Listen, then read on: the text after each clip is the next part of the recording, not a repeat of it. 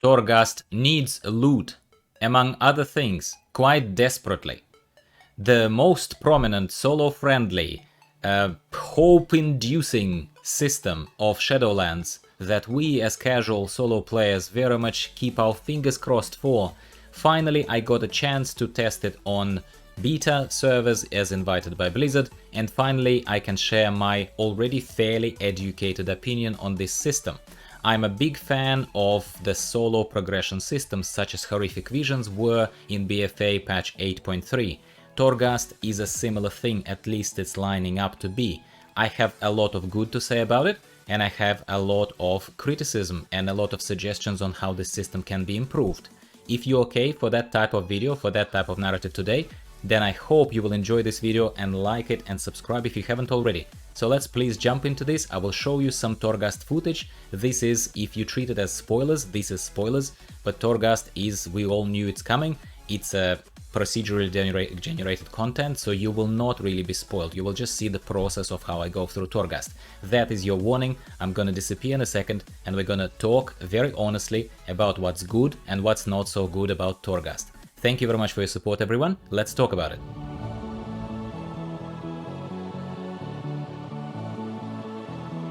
Welcome back to the channel, everyone. I'm Gyro, I'm your host here. I have offered you this fairly lengthy intro to this video where you probably now have a good understanding of what this will be about. If you're still listening to me here, once again, welcome, and once again, thank you for your support.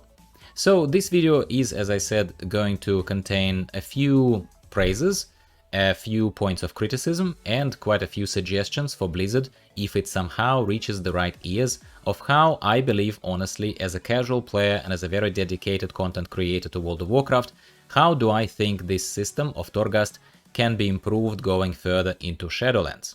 So first, we'll jump straight into it. Is Torghast the new Horrific Visions of BFA 8.3 if we are comparing? No, it is not. I cannot even say at this stage that it's anyhow similar. I don't think it's similar at all.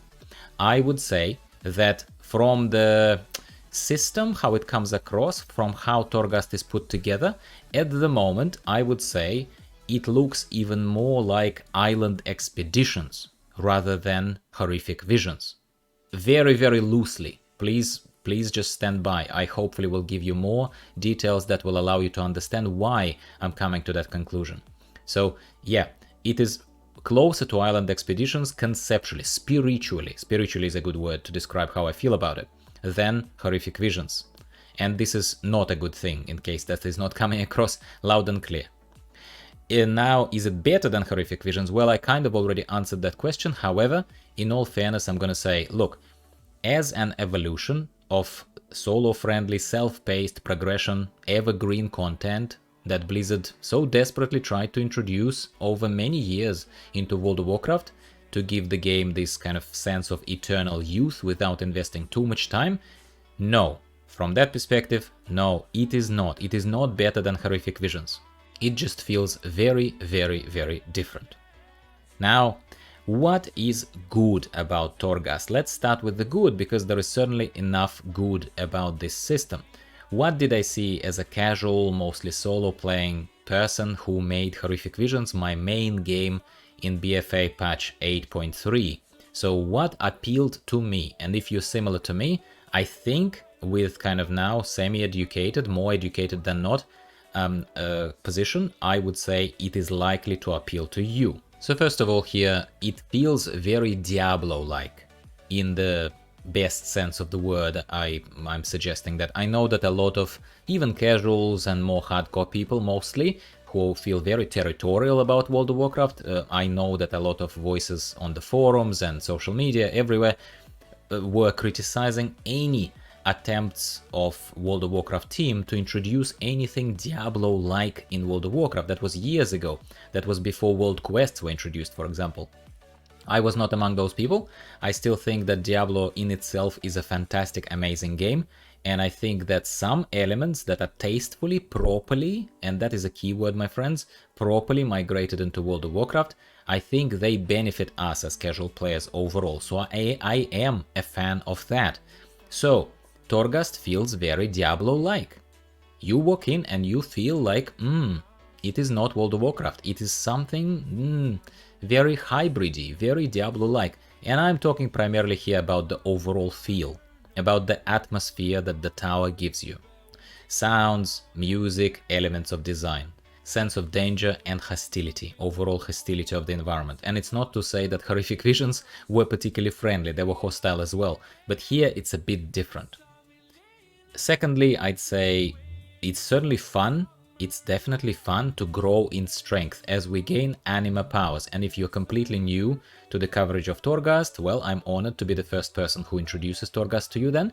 And just in essence, you have to understand, you walk in either as a group or solo into Torghast Tower, and it comprises of levels, and you just go from level to level, and the content potentially increases in difficulty, which I didn't notice, to be honest with you, other than the end boss. But you collect specific currency, if you like, specific material, which is called Phantasma, and you, with that Phantasma, you are able to buy and obtain, just as kind of drops, if you like, the drops from the killed mobs, obtain Anima Powers. So those Anima Powers are something that you would dream of having in the outer world of World of Warcraft, outside of the tower, but you cannot. These powers only work inside of the tower, and they make you quite ridiculously powerful. Well, relatively, everything is relative, but within the power, it's like you can pick up a power, and it increases your kill command damage as a hunter, as a BM hunter, by 30%, and then by another 30%. And then something else slows you down as you move, but it makes you fully immune to knockback, and increases your health by 100%, turns you into like a lot more tanky entity. So things like that. It's really, really awesome. So this is definitely awesome, and I think, I'm not gonna say they nailed it, because I don't think I've explored and paid particular attention to every single imaginable power, but I ran Torghast over this weekend of invited testing of Torghast, specifically as a feature by Blizzard, and I ran a lot, and I looked at a lot of powers, and they're fun in themselves as a design thing. Then there's what's good about it is sense of scalability as a system versus Horrific Visions. Horrific Visions, because it's basically repurposed maps of Orgrimmar and of Stormwind as they were, well, there is only certain scale, there are only certain areas, there are only certain bosses that are already put there, and even if there is some random rotation and there is some maybe variety from week to week, it's only two versions of it, basically. You're either in Orgrimmar or you're in Stormwind, and as far as scalability is concerned, you see the whole map straight away. You just aren't strong enough to hit the far areas, far reaches of the map until you've leveled up your legendary cloak and other stuff. Here, you see a lot of different wings of Torghast, a lot of different corridors opening to you. Only a few of them are open at the same time. I understand, as far as I understand, every week you would have only 2 of them open, but there are like 6 of them or something, if I'm not mistaken, or more, yeah? So it just adds the sense of mathematical scalability in terms of pure number of levels that are already there, and that can be added as well, because honestly, seriously, yes, the map has only so many entrances and so many portals, okay, that's fine, but they can add additional layers within each of these corridors, you know. So yeah, my mind wanders here. My mind really wanders here, and I am really excited about it. I honestly am. So a lot, generally, to wrap up this point, a lot can be added to the tower, and that is fantastic. I think they succeeded there. I also would say finally here, as a major call out, because we could rant here for a long time about minor ones, but it's fine, we'll keep it high level for now. There are decent end bosses for each wing, I think. So you go into Scaldus Halls, or you go into that icy one, the name of which I'm forgetting right now and not looking at the screen particularly as I record this. There is an end boss at the end of the batch of levels that you're doing. So some of those bosses, most of them, are trivialized by being a BM hunter. So I imagine a lot of other classes will actually struggle. I actually think they will. I think they will struggle. But then there was at least one end boss who definitely gave me the run for the money. So it's nothing groundbreaking, but I had to be really on the ball with the interrupt. And I even bothered to put the magic dispel, the tranquilizing shot, onto my bars, and I think I even used it once or twice in that fight with that boss, because I felt like if I miss a very, very narrow window of opportunity when the boss heals themselves, I would at the very least be able to dispel the healing over time effect that they put on themselves. Anyway, so that was really, really decent. So now we're gonna very smoothly, not wasting your time, go on to what is bad about Torghast. Or if I wanted to be really sensitive to kind of people who get upset very easily, I will just say, look, bad is a strong word. Maybe it's just underwhelming. Maybe it's just me feeling a little bit like they are not pushing far enough on one of these major systems that everyone wants to work right in Shadowlands. Because for me, personally, a lot rides on Torghast. I thought I'm going to be spending as much time as I did in Horrific Visions. So first, number one is, I would say, it's fairly monotonous level design. Hear me out. I do understand that it's procedurally generated, at least partially, so it's maybe not fully procedurally generated every single bit of the level. Initial, oh cool, this is like Diablo feel changes to same, yawn very quickly. At least it did for me, I have to be honest with you. It is very barren and very repetitive. Speaking of repetitive, I would say enemies appear to be repetitive. They are thematically matching the whichever hall, whichever corridor you've entered. They are all very kind of, well, jailer, death, themed, armored kind of knights without faces and weird dogs and all that kind of stuff. It's cool. I like it. It's very Diablo-like. I still think that it's cool. But quite honestly, if I'm not gonna be pedantic here, and if you will allow me that, if we start counting, I got a feeling that there are literally maybe 3 different enemy types per level, plus more rats. Those little rats that mean nothing, they're just an annoyance. They just run to you and that kind of stuff. You need to kill them. Repetitive enemies, like nothing really exciting, honestly, beyond the first introduction into it, beyond the first level, maybe, really nothing. And now to kind of the heart of my complaint, if you like, and I will dare call it for what it is without dancing around you or anyone else too much. It's a complaint. There is no loot. There is no loot on any enemies you kill. There are a couple of maybe secret-like chests that I found as I was walking, and I wasn't motivated enough, to be honest with you. I was fairly disheartened by the whole feeling of barren, repetitive design and no loot on the mobs. Nothing other than Phantasma and grey items, sometimes garbage items. Phantasma, as I said earlier, it's like this currency or material, if you like, something that you buy Anima Powers with, that you can only use inside of Torghast itself. But you know what, like, killing hordes of enemies, right? With 0 drops, with nothing, simply feels odd. And that feeling maybe, and I'm just trying to preempt here you saying to me, Gyro, but in Horrific Visions you also were killing hordes of enemies and they had no loot. Yes, my friend, I remember. But at the same time, I always knew that at the end of the run, so in this particular scenario, if I had to align, like at the end of level 6, there would have been a nice chunky chest waiting for me with something. And just that knowledge made no loot on the enemies okay. In this particular case, I know there is nothing to wait for, and I want to be surprised by some occasional rare drop of something from mobs that I'm killing. But there is nothing here. I would have loved, for example, even if it's just Phantasma, even if it's just that material that we're collecting from all the dead bodies, whatever, that are on our way, I would have loved to have a vendor, and there is a vendor, but I would have loved that vendor to sell something that I can, so to speak, take home. I would have loved to be able to buy a weapon, buy an upgrade, buy something. And yes, maybe I should have said it straight away. To me, loot is something that has an item level on it. To me, I would have loved just cosmetics, I would have loved just, I don't know, meta type of things, not necessarily tangible things that I obtained.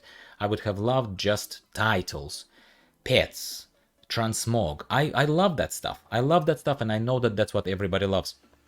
But I would have loved, I swear I would have loved an ability to push my actual literal power with item level for the outside world. I know that this power is kind of semi-relevant inside of Torghast because you push that power with Anima Powers. I understand, but hopefully you know what I mean. I want to take something home that makes me feel more powerful, and there is nothing like that, at least in the mode of Torghast that I have tested. But I know that there is going to be some other mode of Torghast. I know. And that mode allegedly will contain cosmetics, some other stuff. I don't know how the rule set, how bosses, how the transitions between levels, numbers of levels. I don't know exactly the particulars of how it will change, because all I tested was this, and I simply talk to you about what I see here. It is, I'm sorry, prepare, brace yourself. It is boring. It is repetitive, barren, and boring. There, I said it. And I'm saying it as a huge fan of Horrific Visions. I see and know and still remember vividly all the shortfalls of them. I did. But Torghast is falling short, at least in this fairly, by the looks of it, prominent mode. This prominent mode will get old in 5 minutes. And yes, I'm exaggerating here. Give it an hour, give it 2. It will get boring. There are no treasures other than those chests that I've seen. Point number 4 here, let's move on from loot. I think I made myself clear. Point number 4 are simply bugs or maybe design flaws. It's very hard for me to tell which one it is. So I was about to select an Anima Power. I spent a little too long, evidently, reading through the descriptions to decide what's best for me and to take some notes here to talk to you guys later about it, because we'll be assessing Anima Powers separately in a separate video. We're gonna dedicate separate videos to Torghast, by the way. That's preview of content for you if you want more of this kind of stuff, because inevitably I'll spend a lot of time in Torghast, and you are not subscribed somehow, please support the growth of the channel and subscribe. Boom. That plug had to be put out of the way. So I digress. So while I was reading those descriptions of the Anima Powers, obviously the game thought it was too long, and the descriptions, the Anima Powers disappeared from my screen, like, mate, you missed on the opportunity to pick one. And then I wasn't able to find any UI elements where I would be able to go back and pick those powers. I also was locked out from picking up any subsequent Anima Powers that would be dropping from the mobs. I just went on, continued clearing the level, got another Anima Power drop, see that little swirly thing that I need to click on to get the Anima Power, and I was getting repeatedly an error message basically saying that I have one power not selected and pending in the queue, and I need to select it before I'm able to proceed with selection of further powers. I hope it makes sense. Anyway, so I do not know if it's by design that I'm given only a short window to select a power, or if it's a bug, but regardless, even if you haven't selected a power, you should be able to go back and figure it out and find what you have not selected, like a talent basically, so that you can tick it and then move on.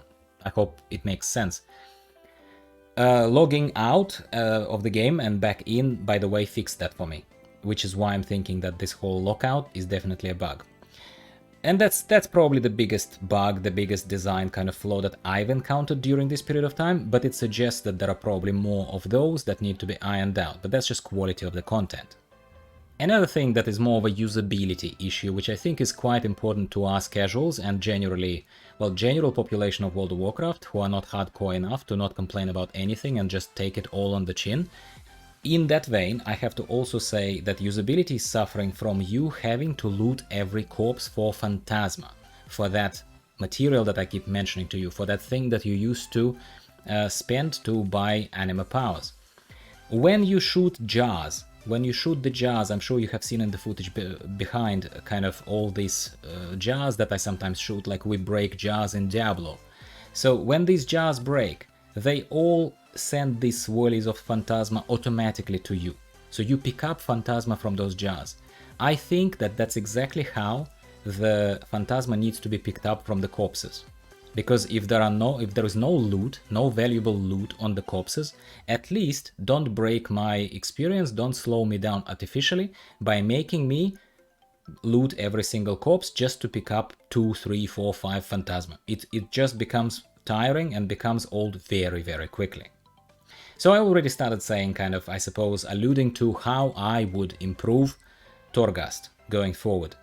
Let's maybe formalize this list a little bit, and let's just specifically more call out what improvements I would suggest are definitely worthy of time investment for the World of Warcraft development team, so that casuals like me feel more at home and can make it their game for 2 years plus. First and foremost, as the title of this video suggests, and I'm very strong and certain on this, Torghast needs loot. It needs loot rather than only currency. Currency, first of all, you can't spend it on anything that you can take home, and secondly, it just feels like mini AP grind. That's all of Island Expeditions. This is exactly where I think it's more similar to Island Expeditions. So loot, in my opinion, again, is needed desperately, because we as casuals need rewards. Gear, cosmetics, transmogrification, pets, mounts, extras. For example, they could consider adding optional quests as, you know, as a reward for clearing certain wings of Torghast, I don't know, killing some rare mob there, something like that. I'm already starting to think ahead.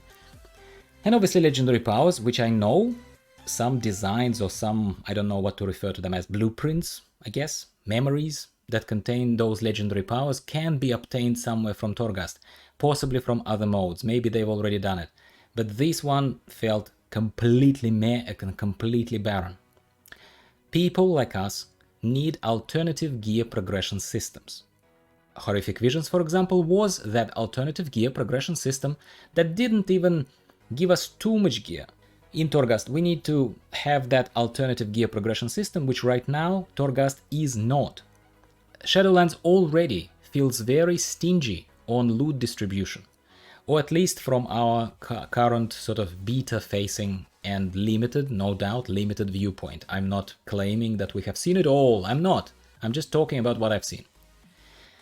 Secondly, I believe that Torghast could be improved by adding more variety of enemies to each level. A random bonus objectives would be great for Torghast. Something, here's what I'm thinking. I'm thinking kind of almost achievement-like system, however, they will be objectives, random. So you go into Torghast and UI tells you, in this run, kill 5 Morats at once and get a Morat pet. Or don't use any self-heal abilities throughout the whole run, including the end boss, and get a new title, the Survivalist or something. Or kill the end boss of the level within a timer to get an extra piece of loot before the boss destroys it. Do you know what I'm saying? Things like that, and this is just a basic example. Like, yes, I had pre-compiled notes for this narrative, but it's not like it took me a long time to come up with this. But I think there are legs in this. There is something in this that could work really well. Finally, I would say improvement of usability, general usability of Torghast, of UI, of other kind of things would go a long way. And I don't think we ask for much. I specifically want longer timers on Anima Powers windows when they appear, so people can read the descriptions in their own time, take notes, write it down on the side, like, you know, if they're compiling lists like I do, that kind of stuff. I think that would be really good to just let people play at their own time. And, you know, let's say if someone gets into a situation similar to mine, if the window disappears, closes, they close it, and the power hasn't been picked up, there should be a UI element where I should be able to see the pending powers, or like a queue of powers that you need to pick before the next one unlocks, something like that. But it could go a very long way. And most importantly, I do feel artificially and unrewardingly slowed down by having to pick up Phantasma from the corpses manually. I think the auto pickup of Phantasma, similar to what happens when you break jars, it should happen in Torghast automatically. This is my main pieces of feedback. These are the things that I wanted to bring to your attention, and maybe hopefully by proxy, if you are kind enough to share this video on Twitter, which I never ask you guys to do, but I think with feedback like this, it's really important that the wider audiences it reaches, the better life is for us, for all of us. So please share the video. I'm not just asking you to like it because that's how YouTube algorithm works. And YouTube algorithm likes to know what videos it should promote to other people in case you don't think that your vote counts. It counts, okay? It counts. So please share with your friends. Please like the video. Obviously subscribe to the channel if you like this today, and if you want more similar videos, don't be shy. Don't be shy. How do I know what content you like more if you don't talk to me? Like, I want to talk to my people. And if you look at any of my videos in the past, if people are respectful and nice to each other and to myself, I always reply. I always encourage a conversation.